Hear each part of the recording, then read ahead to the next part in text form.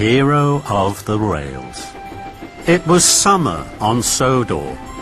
The sky was bright blue, the fields were full of flowers, and the birds sang sweetly as Thomas filled up with water.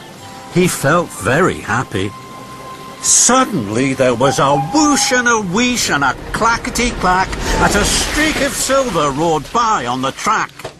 Fizzling fireboxes! What was that? All over Sodor, Thomas's friends were buffeted and blasted on their track. Bubbling boilers! Bust my buffers! Watch my paintwork! Trembling tracks! Who was that?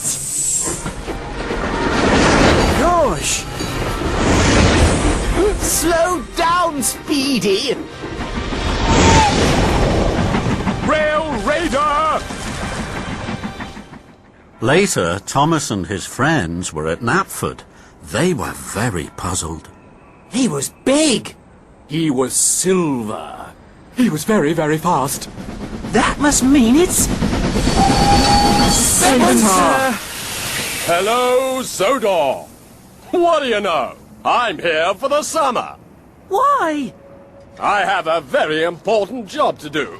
The Duke and Duchess of Boxford are having a new summer house built. It has to be finished in time for the Duke and Duchess's holiday. I'm very busy, no time to chat. And Spencer steamed smugly away. Cinders and ashes! Having Speedy Spencer on Sodor for one day is bad, but for the whole summer... Is terrible. That afternoon, Thomas and Percy were huffing and puffing up Gordon's Hill. Then they heard Spencer whooshing and wheeshing behind them. A little more puff and you might make it to the top by tea time. Bossy boiler! Next, Spencer caught up with Gordon. Out of my way, slow coach. Oh, the indignity! Toby was huffing slowly to a junction. Spencer steamed alongside, hooting and tooting. It looks like you're too old now to be really useful, Toby.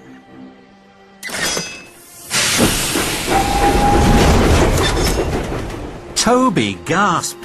He was upset. He missed his green light. Edward and James were chuffing cheerfully along. Spencer slowed. Dear, oh dear, it takes two old engines to pull one truck, does it? I'm pulling 5. And Spencer thundered away. James was so cross he couldn't puff at all. That night, the engines could only talk about Spencer. He told Toby he was too old. He's taken over my express line. He'll never have a shiny coat like mine. He'll never have manners. Spencer's scary. The next day, Thomas was at Brendam Docks. He had a heavy flatbed of machinery to collect. Spencer was there. He was being coupled up to 5 flatbeds of building materials. Dear, oh dear, Thomas. It's just as well the Duke and Duchess don't have a tiny toy tank engine like you. The summer house would never be finished. What do you mean? I mean, Thomas, you just can't pull heavy loads. Thomas was upset, and so were the other engines. This time, Spencer had gone too far. Yes, I can. I can pull just as heavy loads as you. Yes, he can. Even heavier. Thomas is not a toy. He's a really useful engine. And he's very strong. The Sodor engines didn't scare Spencer. An idea had bubbled in his boiler. Very well, Thomas. Meet me tomorrow at dawn at the shunting yards.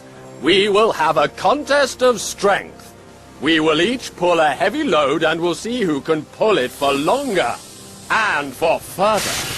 Spencer slid slyly out of the docks. Suddenly, Thomas felt very worried. Bust my buffers. I can't do this. Spencer will win a contest of strength. The other engines saw that their friend was worried. You're the #1 engine on Sodor, and you'll show Spencer that Sodor engines are more special than he is. I know that because you're my best friend. Thomas looked at his best friend Percy. Percy believed in him. I will meet Spencer at dawn, and I will win.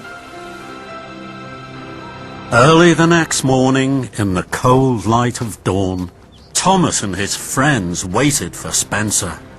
They could see a streak of silver engine puffing towards them. It was Spencer. Thomas felt worried. I can't do this, Percy. Yes, you can, Thomas. You always tell us we can do whatever we want to. So can you. The tracks were cleared for Spencer and Thomas, and both engines were coupled up to their heavy loads. Edward puffed forward. You will each take different tracks round the island.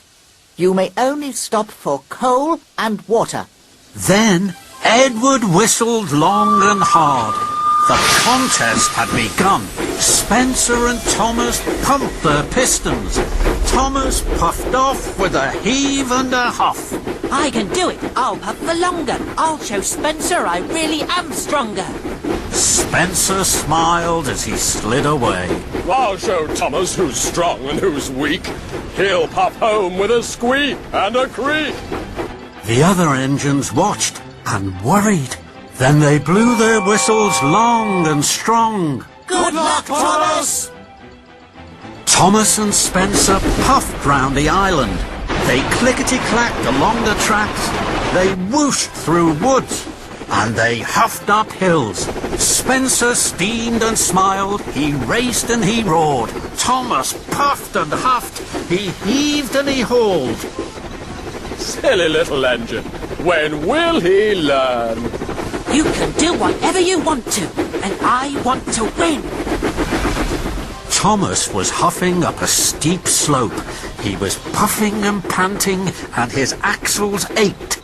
At last he reached the top. Hooray! I did it! Then there was trouble. There was a clang and a prang. Thomas gasped. Cinders and ashes! I've broken my brakes! Thomas's wheels started to whir and to wobble. He flew faster and faster down the hill. Oh no! Oh, help! Thomas raced down one hill and rattled up the next. Help! I can't stop! Thomas's heavy trucks pushed him on and on through a junction where Spencer was waiting. Blistering boilers! And into some potato trucks. Potatoes bounced everywhere, but Thomas sped on. Into a flatbed of jam barrels. Sticky jam flew in the air and landed all over Thomas. But still he went on and found himself rolling along an old rickety track. Ahead, Thomas could see a thick wall of bushes. Fenders and funnels! How can I stop? With a scrunch and a crunch, Thomas crashed into the bushes and came to a stop. Flaming fireboxes! That was scary. Thomas looked around. After the racing and rattling, it was very quiet. Spencer will be back at the shunting yards now. He'll be puffing with pride because he won the contest. And my best friend Percy will be wondering where I am. I don't know where I am.